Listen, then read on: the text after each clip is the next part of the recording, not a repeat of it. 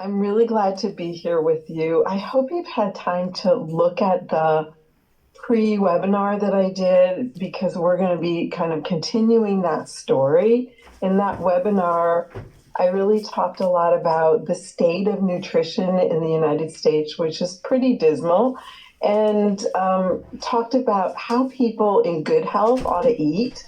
And over the next 2.5 days, I'm going to be really discussing with you more about how do we eat when we don't feel well? How do we work with our patients when they're not in balance and they've got dysbiosis or they've got leaky gut? How do we work with them? So this is going to be more the therapeutics, and because I'm the main nutritionist on board, I get to talk about food. Yay.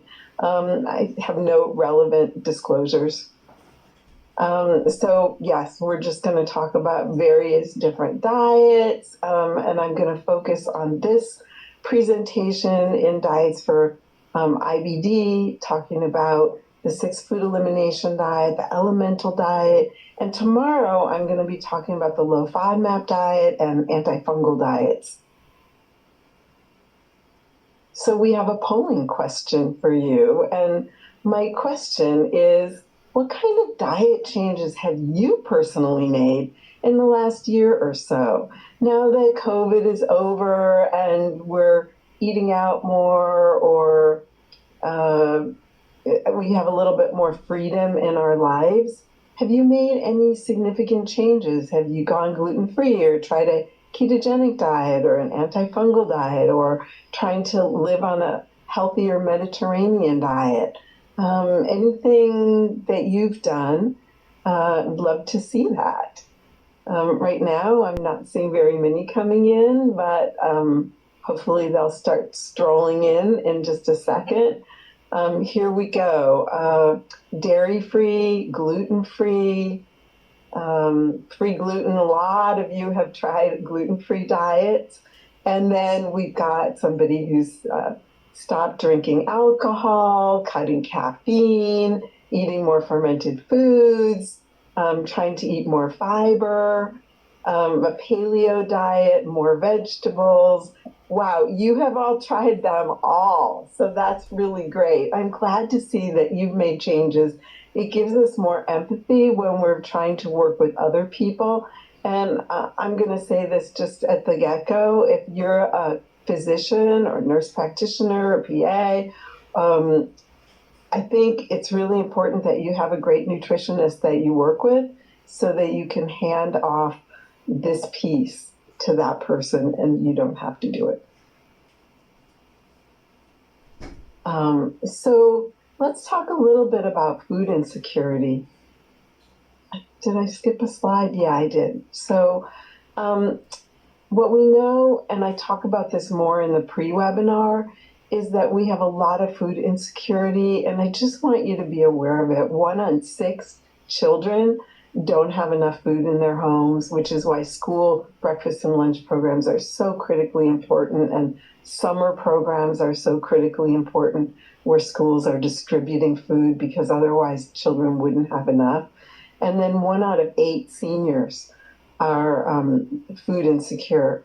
So that's a lot of people. And for those of you who have fee-for-service practices, it's not going to be an issue. But for those of you who are working in an insurance model, you're going to find that sometimes people didn't have enough money to buy food that lasts all month, or they go to bed hungry, or they cut the size of their meals, or they let their children eat and they don't eat, or they skip meals because they don't have enough money.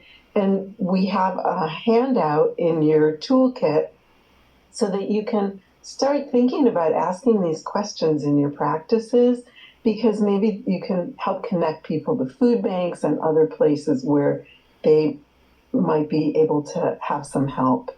I know I had a woman who used to help me take care of my mother-in-law who had Alzheimer's, and she was really food insecure. And after she started working with me, she'd go to the food bank and she'd ask them what kind of organic foods they had. And she started getting organic fruits and vegetables and organic breads. And eating more sourdough. And it was really illuminating for me to see how she was working the system and asking them to have things that were healthier that she could eat.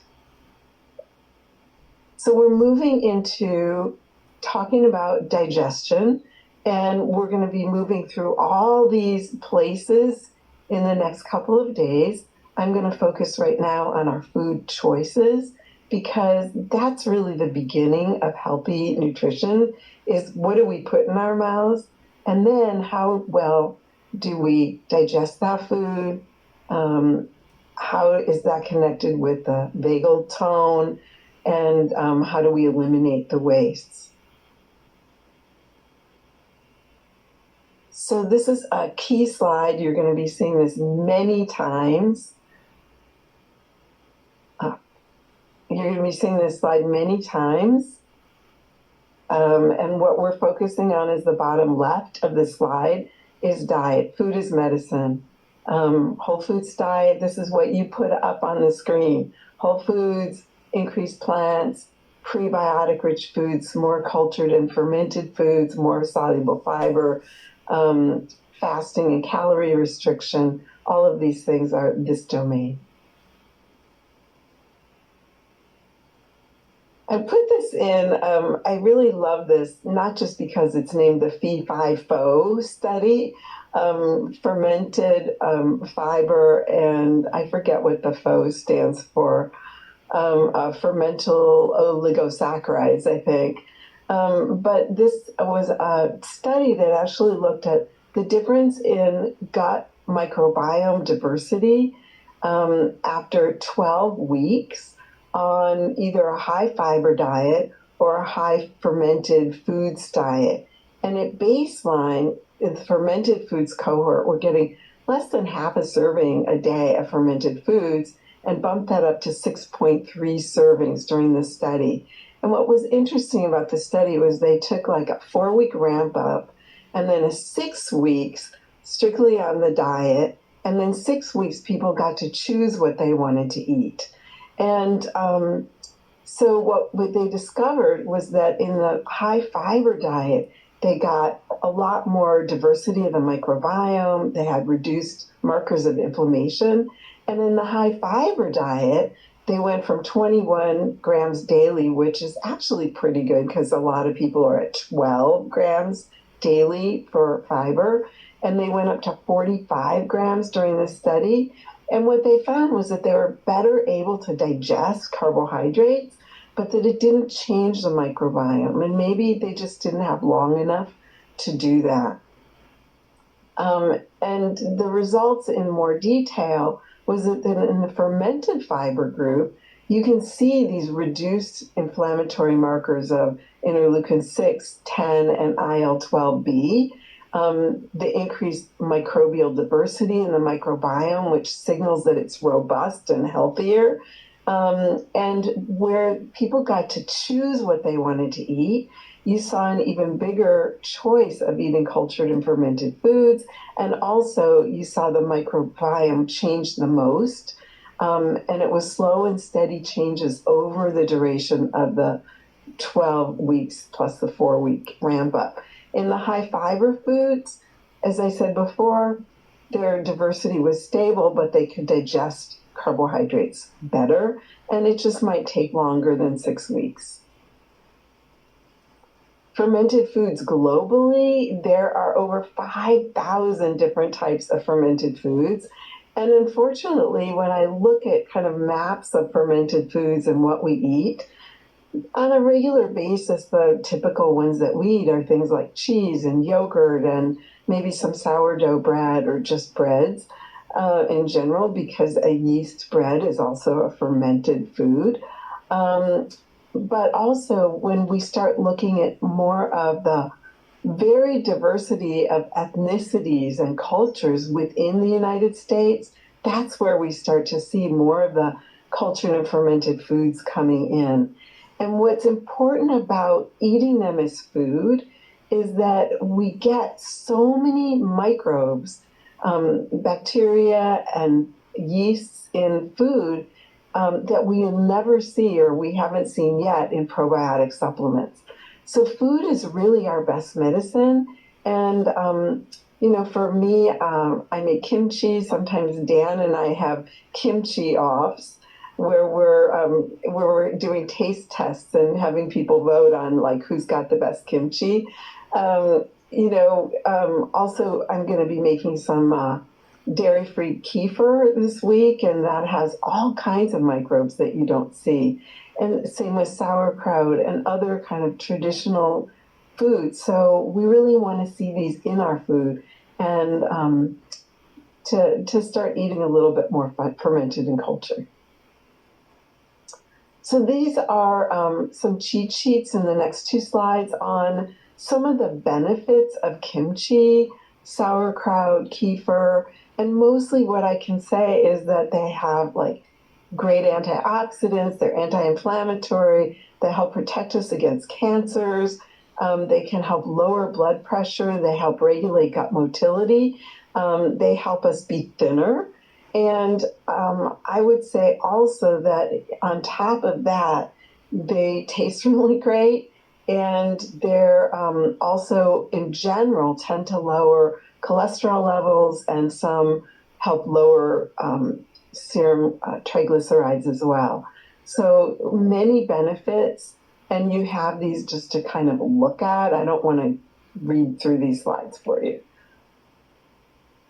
In your toolkit, you have a new handout just this year on cultured and fermented foods and what are they, why are they good for you, and what kind of samples of different kinds of foods and some recipes.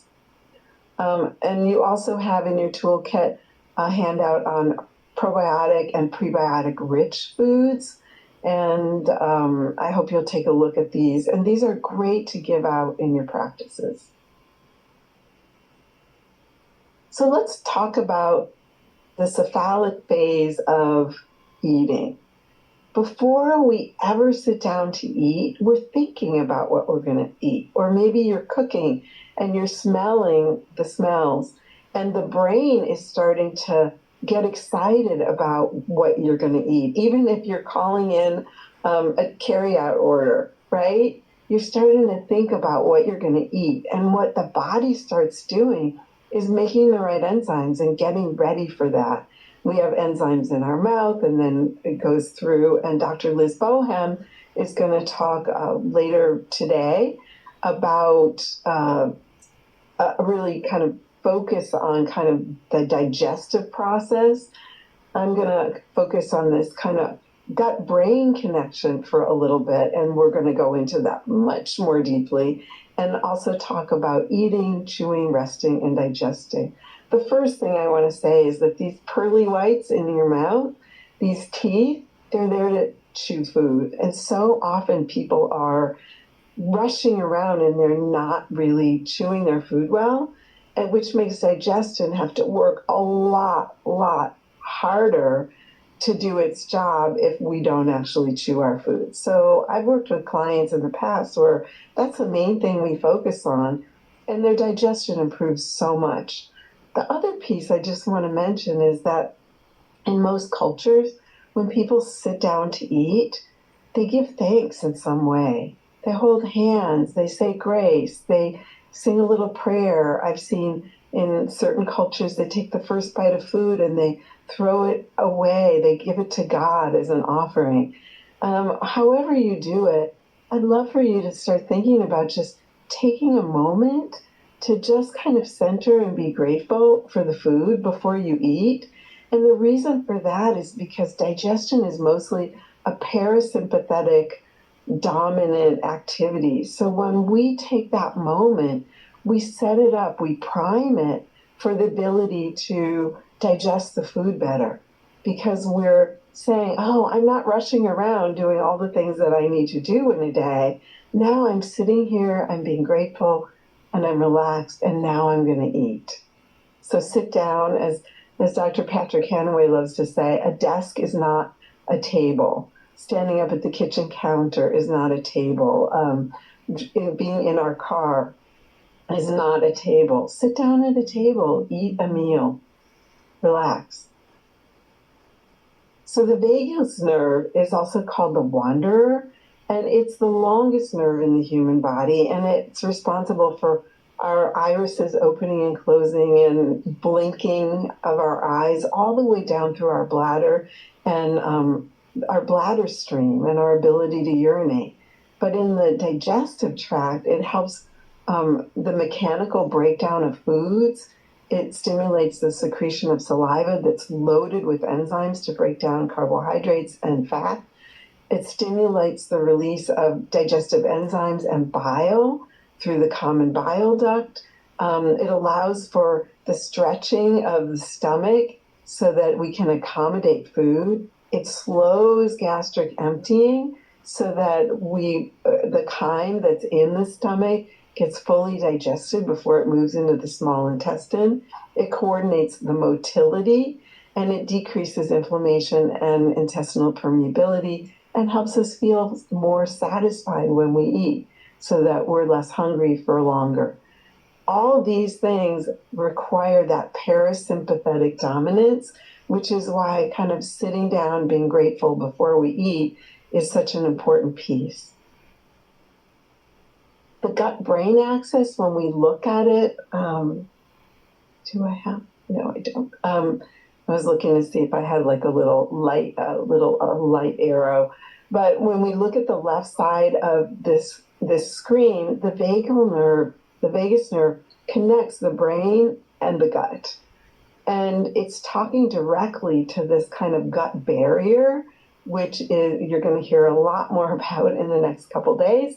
And what's interesting about this to me is that the digestive system sends 90% of the information up to the brain, and the brain sends 10% back down to the gut.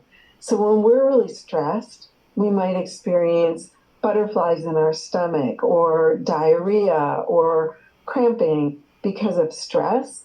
But the information that comes from the gut is the primary information. And it's saying, look, I need you to regulate the stress that I'm in because I'm inflamed and I've got imbalances of the gut microbiome, which are making me feel moody or making my blood sugar not hold right, or I have an infection.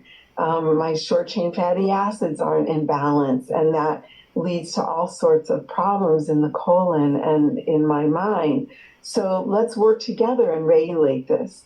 And so it's a very important kind of communication that's happening. And again, Dr. Hanaway is going to spend a lot more time discussing this. So here's some of the common issues that happen. We see vagus nerve dysfunction in people with IBD, constipation, rheumatoid arthritis, people who are overweight or obese, and people who have ADHD, all kind of mental health issues, and then heart disease. So when we look at this, it's like, wow, like what isn't it important for? And so again, because most of this information is coming from the gut to the brain, having a balanced gut is critically important. As Dr. Alessio Fasano said, what happens in the gut doesn't stay in the gut. It goes everywhere else. And so it's critical for overall systemic health. So how do we help our vagus nerve work better? We chill out, okay? So there's a probiotic, Bifidobacteria longum, that's been shown to help support vagal nerve function. But what I would say is take 5 deep abdominal breaths, which we're going to do in a little bit. Meditate, sing, get acupuncture, chant, listen to music, dance around. Anything that makes you feel really relaxed or great is going to work really well. Singing in the shower works really well. Gargling, this is from Dr. Datis Karazian, another one of our IFM educators. Use a tongue depressor and gag. That would not be my first choice. Do some strength training and coffee enemas. For me, dancing and singing and closing my eyes and meditating for 5 minutes or 15 minutes or 20 minutes work much better. So here we go. Now we're going to start talking about the different diets for restoring the microbiome. Again, in the pre-webinar, I talk about how to eat when somebody's in good health, but now we're saying, okay, somebody's got systemic issues, they've got GI issues, now we need to do some sort of restricted eating plan.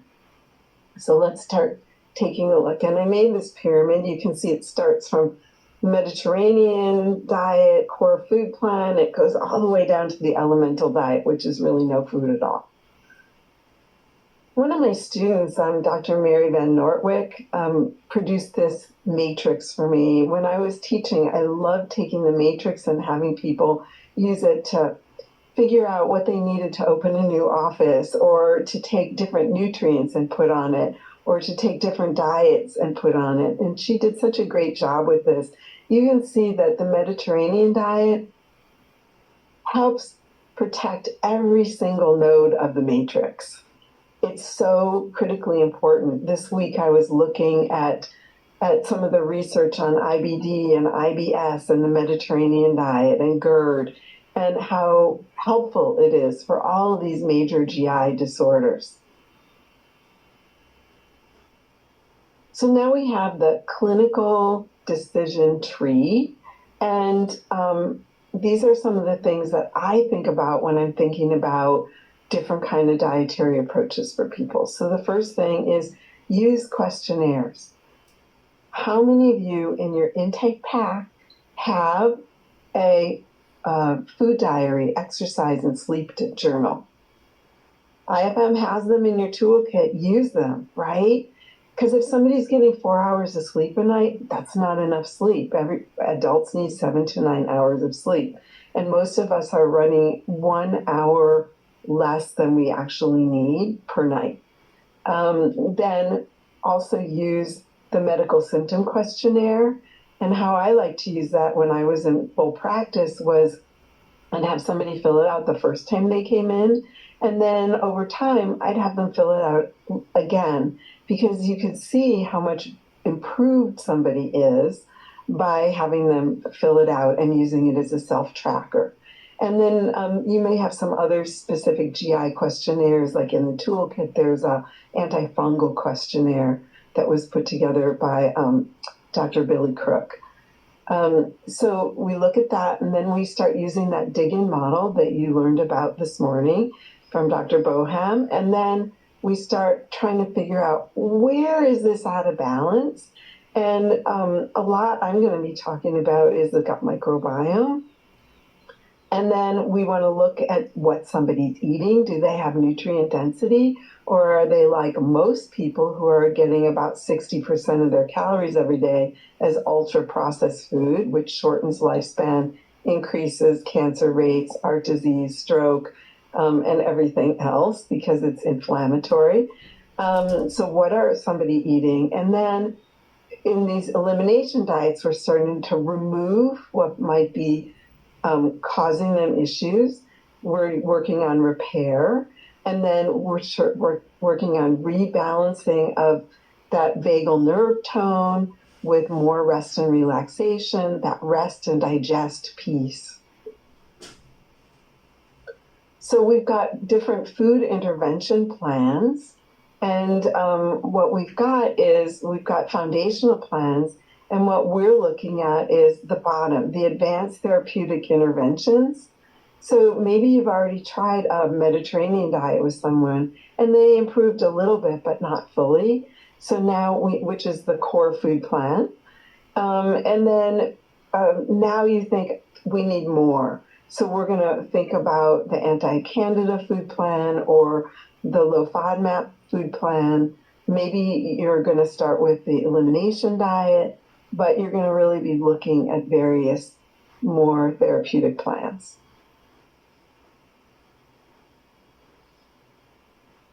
So elimination diets in general is we remove foods for a while and we hope that we're going to see improvement in how somebody feels. And when you get somebody on the right diet for their needs at that moment, what you're going to see is that within 1 to 2 weeks, that their symptoms are going to start reducing very quickly, and they're going to start feeling a lot better. I've had people tell me after 2 weeks, I haven't felt this well in 10 years. And after 3 months, they might be saying, I never thought I could feel this well. But what if you start a diet and there's no improvement? Then you might want to narrow it down more, or maybe you need to look somewhere else. Maybe they have a parasite, or maybe there's another issue that you haven't looked for. So when people are adding foods back in, the way that we do it, we have this toolkit item called a food introduction response chart. And as people start adding in foods, typically it takes about 28 days for food antibodies to go down by 50%. So I like someone to stay on an elimination diet for at least 4 weeks. And I'm usually telling them, well, I'd like you to do this for a month, and then we're going to start reintroducing foods one at a time. Typically, on the first visit, when I recommend the diet, I lie a little bit. What I tell them is, I want you to try this food plan for 2 weeks, come back in, we're going to check in either by phone or with texting. We're going to check in somehow, email, however it works for them. We're going to check in along the way, and then we're going to reevaluate in 2 weeks and see where we are. Because I know that if you ask me to do something for 2 weeks, I can do it. If you ask me to do something for a month, I may or may not be able to do it well, because I might think, oh, I have a lot of time to get this together. So I like to start with just 2 weeks and then add. And how I like to reintroduce foods is you introduce one new food at a time, and you eat it 2 or 3 times in the same day, and then you wait 48 hours to see if you have a reaction. That's how IFM recommends. Typically, I'll have somebody eat that food for 2 or 3 days to see if they have a reaction. And the reason is that what I've seen over and over in practice is someone will eat eggs and they'll have them 2 or 3 times in that first day and they feel fine. And then the next day they eat eggs and all of a sudden they have their symptoms recurring. So I like to see what happens, because it can take some time for the body to catch up. So I like to have somebody eat those foods, that food that they're reintroducing, several times a day for 2 or 3 days, and see how they feel. If they feel great, then they can keep eating that food.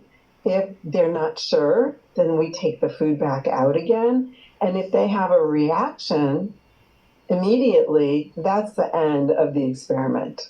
Whatever their symptom was that came back, even if it's the very first time that they reintroduce the food, if they don't feel well on it, it's time to take it back out again. I know that for me, dairy products make my stomach feel queasy. So when I add them back in, I immediately have a queasy stomach, and it's time to get rid of them again. The important thing to really, really emphasize is these diets are not forever. They're temporary therapeutic diets. And at the same time that somebody's on a diet, you may have recommended that they're taking drugs or herbs. You might have recommended supplements for leaky gut to help heal that. You might have recommended some stress management tools, or that someone seek acupuncture at the same time. So this is all about the healing phase, and these diets are not meant to be kept on permanently, because they can lead to and exacerbate people who already have disordered eating. They can make it worse, right? And so I think it's a chicken and egg issue. I think a lot of people who have GI issues, they've done a lot of restricted eating because they don't feel well. And so they restrict their eating and they get disordered eating patterns. But I also think that putting somebody on an elimination diet and then somebody feels really great on that diet for the first time in maybe a decade or more, they're reluctant to want to add more foods. And it's our job to really cajole them into trying to eat more foods, to have as broad an amount of foods that they can eat and feel great as possible. So it's really important to have a good nutrition professional in your office or somebody that you refer to so they can hold somebody's hand through all of this.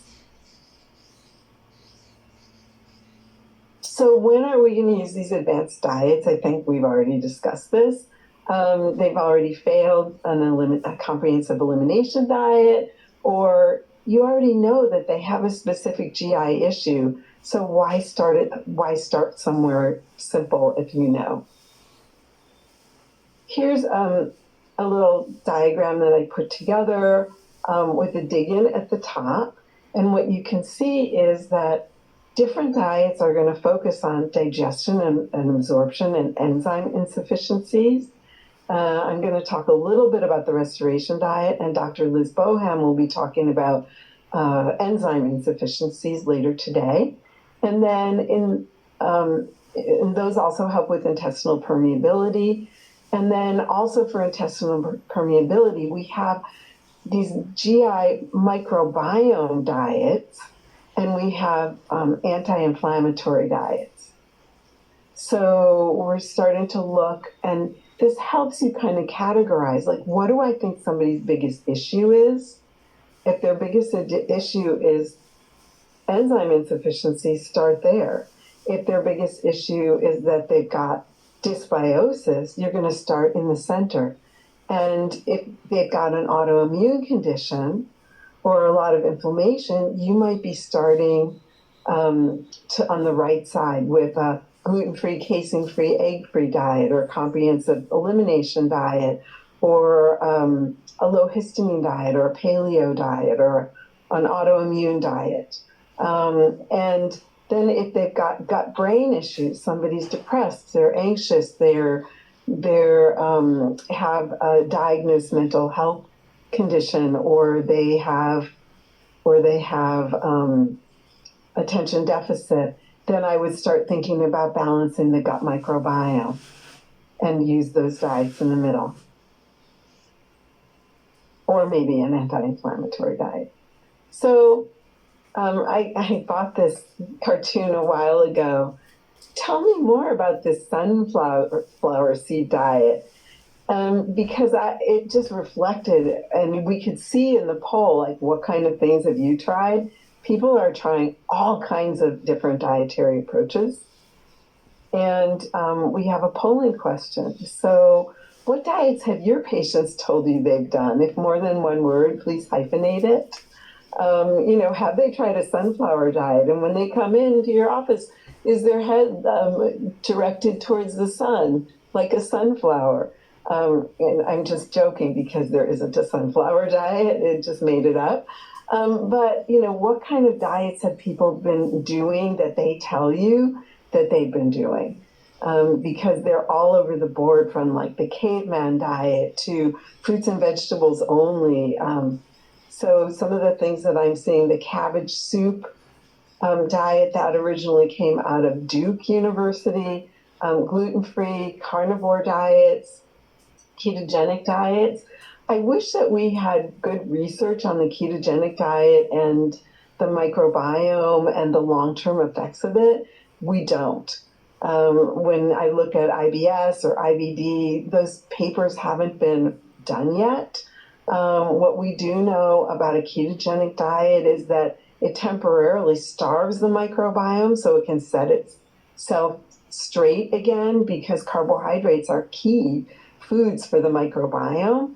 And so we know that a ketogenic diet will give a healing opportunity to the gut microbiome, but we're seeing also decreased diversity of microbes, at least short term, and then long term, we're starting to see that there's some rebounding, but we don't really know. Whatever diet somebody's doing, it's important that they eat a wide variety of food and a wide variety of plant-based foods, because that's where we get the diversity in the microbiome. And we're going to start talking about reducing inflammation and intestinal permeability. And with people who have a lot of food sensitivities, we're going to look at some of the low antigen diets. So the first thing is to just remove one or two foods. gluten-free, casein-free, maybe egg-free. And the big foods that cause the most problems are gluten-containing grains, eggs, dairy products, and sugar and high fructose corn syrup. So, you might just start somebody with a gluten-free diet and see how that goes. If I do that, then I've eliminated for most people a lot of the sugar as well, because a lot of wheat-based products have sugar in them. So that might kind of help on both aspects. And you can do this, and occasionally I'll do that, but generally I often want to start with a much more comprehensive approach, because if I'm turning somebody's life upside down and asking them to stop eating gluten, then that might be, I may as well turn it all the way upside down and use a full therapeutic diet. But there are some people who are not willing to do the whole thing, but they're willing to try one or two food groups to take those out of their diets and see how well they feel. And if somebody has lactose intolerance, or if they have celiac disease or non-celiac gluten sensitivity, they're going to feel amazingly better by just going gluten-free or dairy-free. So let's look at the next food plan, which is the 6-food elimination diet. And I kind of love this diet. It's a diet that my husband has used, and we have a lot of research on this diet. Last night I looked, and there are 124 clinical studies on the 6-food elimination diet. And what's it good for? For eosinophilic esophagitis or eosinophilic gastritis. And what are the main symptoms that we see? I'm sure you're seeing this in your practice. With adults, it's dysphagia, trouble swallowing. The food gets impacted in the esophagus and people regurgitate it. There might be nausea or vomiting. But the main thing you're going to really see is that people just have swallowing issues. And in children, you're going to see that same issue. I remember the first person I ever saw who had eosinophilic esophagitis was a 4-year-old boy, and his gastroenterologist had diagnosed it, and they'd done some IgE food testing, and he still wasn't very much better. So we did this 6-food elimination diet, and his EOE resolved. Eosinophilic esophagitis, easier to say EOE. So this is a really great diet, and it works. It works really well. And eosinophilic esophagitis is seen in just less than 0.5% of adults and children in Western countries. It seems to me it was about maybe 15 years ago where I first heard about it. And now we see as much of EOE as we see ulcerative colitis, and I think even more. It's an antigen-based immune condition, mainly food antigens. And how it's diagnosed is on biopsy. They see elevated eosinophils, at least 15 per count. And most of the people who have EOE have a history of allergies, eczema, or asthma.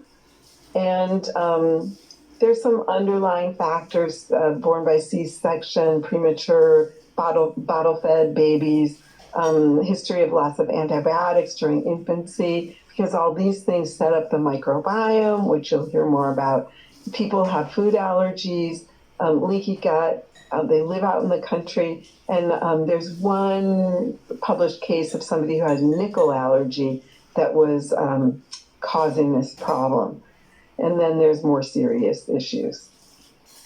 So the important thing to know about this is that doing allergy testing for food allergies is not going to tell you much about the food triggers.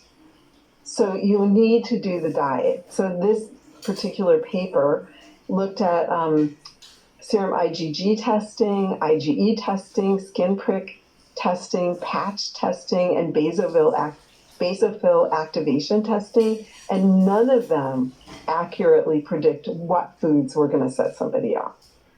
The foods that people eat on this elimination diet are many, but the food groups that they avoid are cow's milk dairy products, soybeans and soy products, so tofu and edamame and soy milk, any kind of wheat, although oats are okay, eggs, peanuts and tree nuts, and shellfish. So all of these are out on this diet. And what kind of results do we get? We get really amazing results. So in the research, this was one of the first papers that was done by Lucendo, but what they found was that out of 49 people with EOE, that they had reduced or normalized eosinophil counts.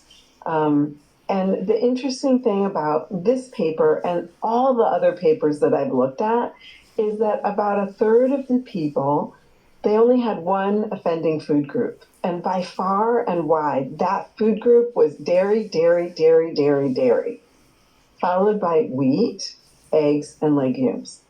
And when I said soy, I really meant all beans. Sorry about that. I wasn't specific. And what you see over and over is dairy is the biggest offender. So there are papers that look at, well, what if we just take out dairy products? How many people are going to respond on just getting rid of dairy? And if you look, the OFED single group, so about half of people will find that their histological response of normalizing their eosinophil counts by biopsy is they get normalized. That's pretty good. Overall clinical results in 930 patients, 87% are going to get better. So you might just want to start with no dairy for somebody who has eosinophilic esophagitis. But when you look at the 4-food elimination diet, the histological response is about the same, and fewer people actually benefit, probably because they didn't comply as well. But when you look at the 6-food elimination diet, you get the best results. So typically that's where I start when I'm working with somebody. And pediatric response was pretty much similar. You can see very similar responses in kids as adults. And one of the things that's interesting is when you look at the 6-food elimination diet and you compare the costs between doing that and doing topical steroids, which are typically what's recommended,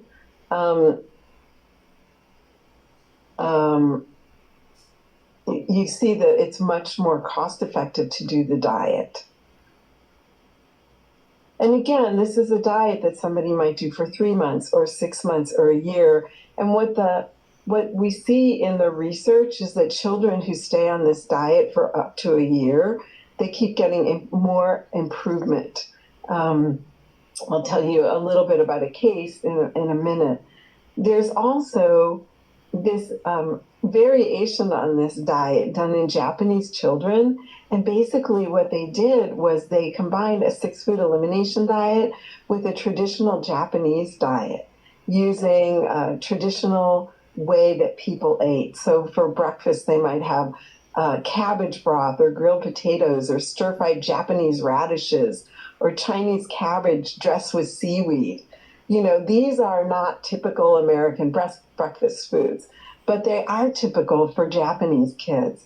And what they found was that this rainbow diet worked amazingly well for these Japanese children. So here's a case, and this happens to be my husband. So at the time, he was 64 years old, and for over 15 years, he'd been having trouble swallowing. And he'd had endoscopies, and he'd been had his esophagus dilated several times, and they finally said, we can't do that anymore. And he was diagnosed with interstitial esophagitis, which nobody has. There was consulting that went on, and they're like, we don't really see this, but he's like the third person we've ever seen this in. And then in 2016, he was scoped with a biopsy, and the EOE shows up. And he also has a stricture in his esophagus. So he was put on PPIs and inhaled steroids for 3 months, because I said, sweetie, don't you think we should start the diet? And he's like, no, let's see what the drugs do. So after 3 months, he was rescoped, and there was zero improvement. I'm like, okay, now you need to go on the diet. And so we both went on this diet. And plus, he used one small dose of an inhaled steroid. And then he was rescoped in 5 months. He had no eosinophils in his biopsy, and he had no stricture. Zero stricture. The stricture had completely resolved, and there was no inflammation. And 3 months later, he started having swallowing issues again. So he said, you know what? I think the little bits of beer and wine that I'm drinking are aggravated it. And then he had the improvement again. So that was a while ago. And sometimes he's having trouble swallowing again. And so I'm saying, I wonder if we should do this diet again. And, like many of your own patients, he's a little bit reluctant to do it again, but he's starting to think about it. So let's take a break for a second. I've been talking with you. Whoa, I've been reading the clock wrong. We're not going to take this break. We're going to take one deep breath. Okay, because I've been reading the clock a little bit wrong, and I need to get moving here. Do I? Yeah, I do. So when we look at the Western diet and inflammatory bowel disease, we know that a Western diet is inflammatory, and it's associated with inflammatory bowel disease. It's a low fiber diet. It's high animal fat, high red meat, alcohol, wheat, food additives, carrageenans, maltodextrins, sulfites. And also, we see also that there's problems with a lot of kind of emulsifiers in foods, especially things like carrageenan and others. And that affects gut barrier function and the microbiome, and causes inflammation, and contributes to leaky gut. So as I was saying, therapeutic diets for IBD, you can use single foods. And then we really want to look at that Western diet that is so inflammatory for IBD. And you can look, here's all the different dietary approaches that have been looked at for IBD. And we're going to talk about a few of these, but it's pretty exciting to me because diet works as well as most drugs work for IBD to reduce the inflammation. This is the latest diet that's been looked at. It's called the CD Treat for Crohn's disease. And what they found was that in about 60% of people put on this diet, they went into remission, and 80% had a response. And you can see it increases gut diversity. It decreased some short-chain fatty acids, which means in the long term, we don't really want to keep using this forever. But it improves ileitis and really helps. And people were able to do it. Sometimes this diet is used along with enteral feeding. It wouldn't be my first choice of a diet. When I look at the different diets, I really like using a low FODMAP diet, a specific carbohydrate diet, Mediterranean diet, and we'll look at some of these again. So let's move on and talk about one of the IBD diets called the specific carbohydrate diet. This was put together by Elaine Gottschall and popularized by her although it was given to Elaine Gottschall from Dr. Sydney Haas, who gave it to her daughter who had ulcerative colitis, and it cured her ulcerative colitis. So we use this a lot for people with IBD. And I've also used it. I had one client who came in to see me, and she figured out that the foods that she felt best on were the foods that were on the specific carbohydrate diet, but she had restricted even more than what was allowed. These are the allowed foods: vegetables, non-starchy vegetables, honey, fruit, and juices, dairy products such as, they're all cultured and fermented. So homemade yogurt, hard cheeses that are low in lactose, and dry cured cottage cheese. All kinds of animal proteins are allowed, nuts and seeds, legumes, although the legumes are usually introduced in a phase 2, and then all kinds of oils are allowed, and then broths and vegetable stocks are really encouraged. When we look at the research, the strongest research on this specific carbohydrate diet is in children with pediatric Crohn's disease. And a lot of that research comes out of Suskind's group, but we also see that that Lipski worked with 40 adults with CD and ulcerative colitis, and 27 of them went on the diet, and 24 out of the 27 had significant changes in their scores. So, it's very effective.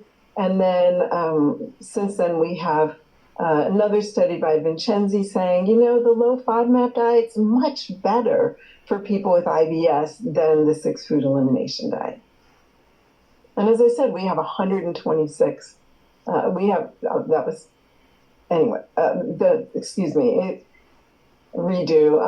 the specific carbohydrate diet. So the low FODMAP diet is much better for people with IBS than the specific carbohydrate diet. I misspoke. And then here's a bunch of papers that kind of show this. I love this particular paper because they did something interesting. It's very low powered. There's only 10 kids who finished this study, but there were 18 children who had Crohn's disease, moderate. And for 2 weeks, they all went on the specific carbohydrate diet.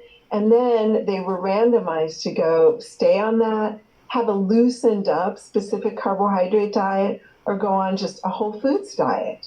And within 2 weeks, most of them were in clinical remission.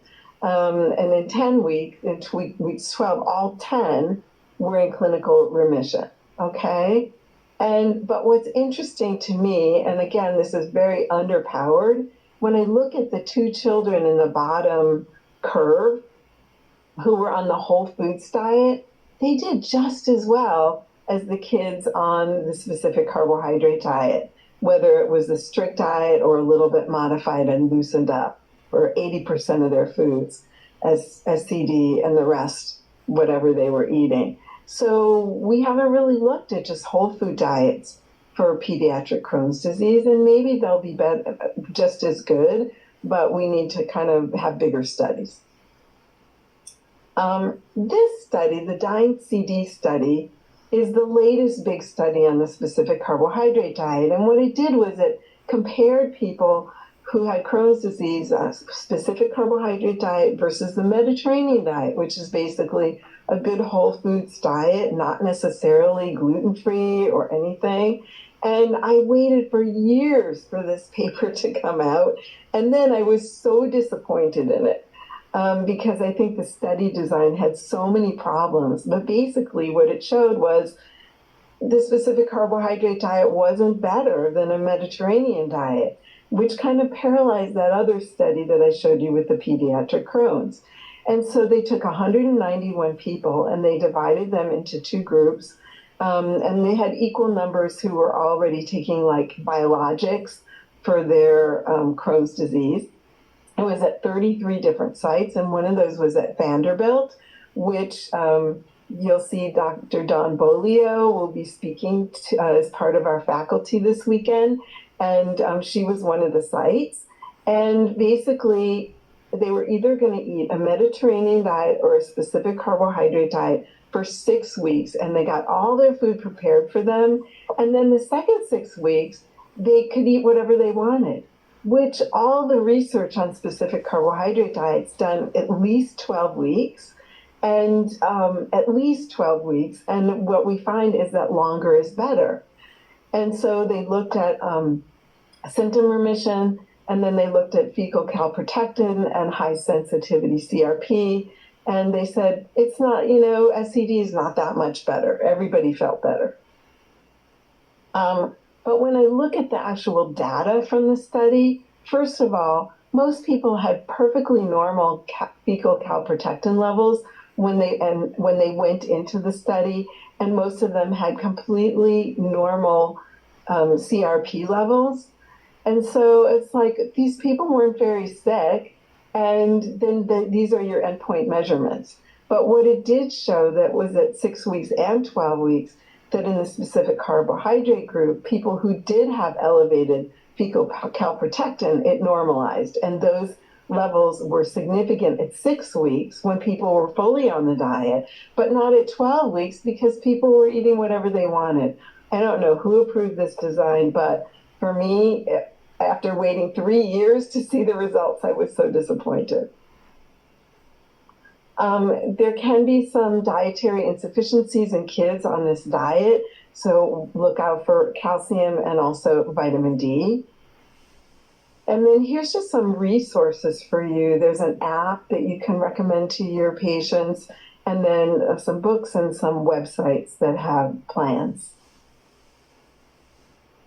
The Crohn's disease exclusion diet is another new diet, and basically what they did was they took the nutrients that somebody would get in enteral feeding, and they made those in a whole foods basis. And what they found that by week six, 68% of the people who had the Crohn's disease exclusion diet plus enteral feeding were in remission, and 57% were in remission just with the diet alone. And then at week 24, 35% were in remission with endoscopy, 8 in the diet alone, 8 in the diet plus enteral nutrition, and then 6 in the CDED group. So this is a diet, again, this is the first study on it, and it remains to be seen how many more studies will be done and what they'll show us. And here's pretty much kind of what the diet looks like. I'm not going to walk through it, but you can kind of take a look. And again, as with all of these, there's just 2 phases. So week 6 to 12, they're adding foods back in, starting to add them. And this is the plan for that. And here's some resources for the Crohn's disease diet, exclusion diet. Now let's take a look again at inflammation, and let's look at kind of like one paper that's been done on a couple papers that have been done on autoimmune paleo diets. And so this one, I really like this study by Congetti et al. And they took 15 people. Again, these are really small papers, people who'd had IBD for at least 19 years, and about half of them were also on biologic medication. And 9 had Crohn's disease, 6 had ulcerative colitis. And their 6-week plan, I'll show you more, but they eliminated grains and beans and nightshades and dairy and eggs and coffee and alcohol and nuts and seeds and refined sugars, refined oils and food additives. And what they found was that 11 out of 15 people were in clinical remission at 6 weeks, and that the benefits were similar to most of the drugs that are used, and that they can be used along with the biologics. But this is not probably a diet for people who have ileal strictures because they got worse. So you would want to screen out, if you're a gastroenterologist, you would want to screen that out. And here's the foods that were allowed on the diet. You can kind of see what they were allowing. And then here's beverages and nuts, herbs and spices and condiments that were allowed. And then here's a second paper, Autoimmune Diet Improves Patient-Reported Quality of Life in IBD. And again, another 6 weeks on the autoimmune diet, and then they phased in everything like they did the first time. And again, 6 with UC, 9 with Crohn's. And they also worked with coaches and dietitians. And they found that the benefits began in 3 weeks and continued. So that there was self-reported improvement in bowel frequency, reduced stress, and an ability to perform leisure, sports, and activities. And quality of life is really what we're looking for in addition to disease remission. So let's kind of talk a little bit about a diet that I just made up on my own. I call it the restoration diet. I don't know about you, but sometimes I'm working with people and they're limited to like 4 or 5 foods. They come to see me and they say, this is all I can eat. I've had people say, I can only drink 1 brand of water. And then I have the next person say, well, I can only drink 1 brand of water, and they're different brands of water. And I'm just like, what's going on with these people? Their guts are so compromised, either from all the drugs that they've taken, or they're such bad dysbiosis or such bad leaky gut that they're reacting to everything in their world. And, you know, when this is happening, we really have to look at some of the root cause issues. Could this be mold exposure? Could this be heavy metals? Could this be due to chronic stress? Could this be due to adverse childhood events? Could this be due to use of antibiotics or steroid medications over and over and over? What's going on with this person? So sometimes what I want to do and what I have to do is really start people almost with a baby food diet. So I'll use some medical foods, maybe a rice-based protein powder, or if they can tolerate dairy, a whey-based protein powder, or maybe hemp-based. We'll use bone broths. I've had people, I teach them how to make bone broths, and then we add those in, which are very restorative to leaky gut, and they're nourishing. And we add little bits of puree, little bits of meats to those. Pureed foods and smoothies, poi, soups, stews, animal protein cooked really, really well, so it's very digestible.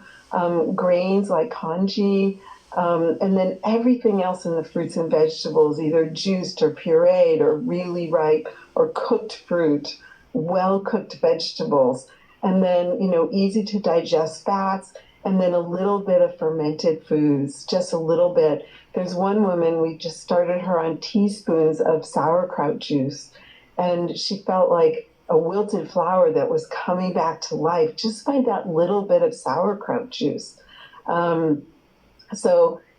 Definitely looking at underlying factors, but sometimes we just have to start at the beginning, and there's no published research on this because I just made it up.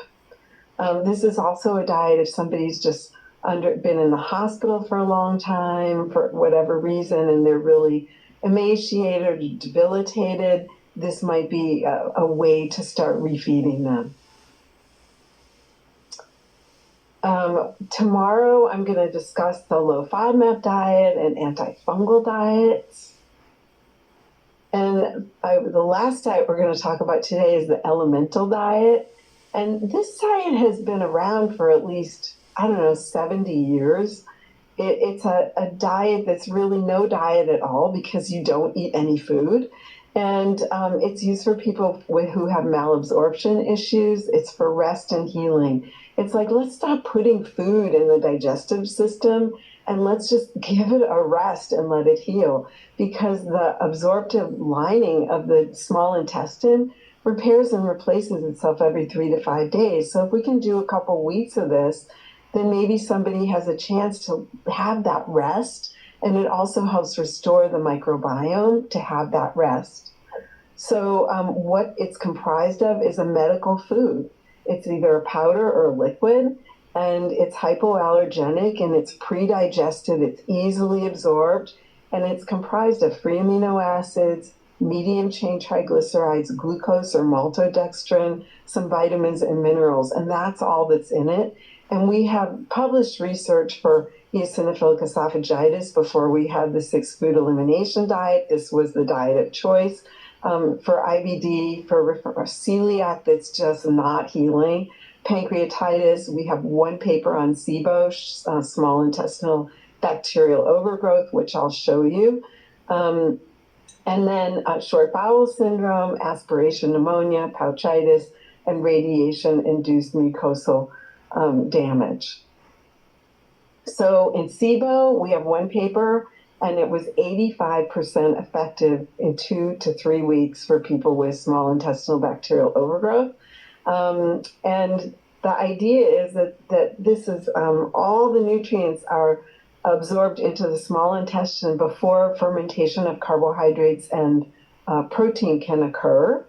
There's no solid food at all. So this is just, just this diet. Somebody has to be pretty desperate, and it tastes pretty awful. So, somebody has to be hugely motivated. But it starves the microbes in SIBO and can decrease gas levels in breath testing up to 150 parts per million in 2 weeks. And then what you always want to do is retest somebody and see on their day 15 and see if they still need to do one more week of the elemental diet. So 2 or 3 weeks. And you really want to be cautious in somebody with diabetes or dialysis or somebody who's already super thin, because it can contribute to weight loss. There are big barriers for this diet. People aren't eating except for this drink. It doesn't taste good, and they might lose weight. So for somebody you're really worried about, you might want to add some foods, which I'll show you in a minute. There are also many elemental formulas on the market. There's also a homemade recipe, and I've taken this from Dr. Alison Seebecker's website at SIBOinfo.com, so you can kind of see exactly what's in it. And then for somebody that you're really worried that they're going to lose a lot of weight or they're just not going to be able to comply, they can have a broiled plain chicken breast with no skin, a little bit of weak tea, black tea or coffee, some magnesium if they tend to be constipated, and small amounts of stevia just for taste. Maybe some allulose. And then after the 2 to 3 weeks, Dr. Seebecker recommends that on day 1 to 2, you add meat and eggs and a little bit of white rice and lactose-free dairy. Then day 2, low FODMAP vegetables, and day 4, go to a regular diet. Typically, I would do this a little bit more slowly, but these are her recommendations, and she's who I consider to be really the expert. Here are some resources for you. There's a lot that you can see on these 2 different websites. So what we've looked at is how we can dig in for all of these different diets and how they connect with it. And it's really important when you're working to have a good support team that can really work with your patients, because this is really a steep learning curve on all the different diets, and it's a big time commitment to hold somebody's hand through a therapeutic elimination diet and to reinforce to the person, this is temporary. We're not going to have you on this diet for a long time. We just want to intervene. This is a therapeutic intervention, and then our goal is that you be able to eat normally again or almost normally again. And then really keep your eyes out for disordered eating patterns and restrictive eating beyond these diets, because this can feed into people who've had previous eating disorders and contribute to developing some. So future research that I hope we're going to see is I think a low histamine diet might work amazingly well in people with eosinophilic esophagitis. And then we also don't really have a lot of good research yet for GI conditions with the ketogenic diet or time-restricted eating or alternate day dieting. I'd like to see more research on paleo-immune diets and antifungal diets. We have no published research on the gut and psychology syndrome diet or the carnivore diet. So we can look down the road to some of those and see what kind of research pops up. So you have a summary of all this, so you can compare and contrast diets. What did they eliminate? What did they emphasize? Who benefits? And how long do you stay on them? Okay, and so you've got 2 slides that are your cheat sheet, and I would recommend print these out, keep them on your desk. You might want to laminate them.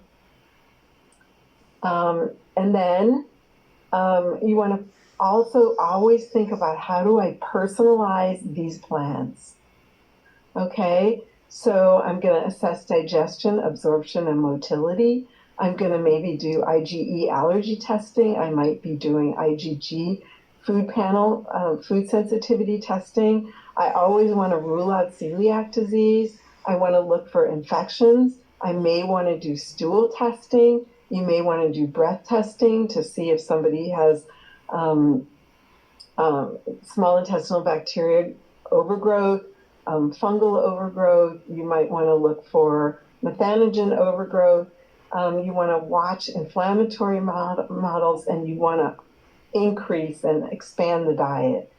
So a lot of times people are walking on a tightrope, and they're balancing, and they come in and they go, these are the only things I can eat, and I'm better if I do this. But you can't stay on a tightrope very long. And what we really want is to see somebody being able to just walk on level ground, and so eventually be eating more and more foods. And they might find that they don't do well with gluten, or they don't do well with dairy, or oranges give them GERD. There might be something still left, but we want people to eat as broadly as possible. So thank you for paying attention today. I want you to think about just 1 or 2 pieces that you start thinking, okay, I can implement this in my practice Monday when I get back into the office. So thanks for being with me.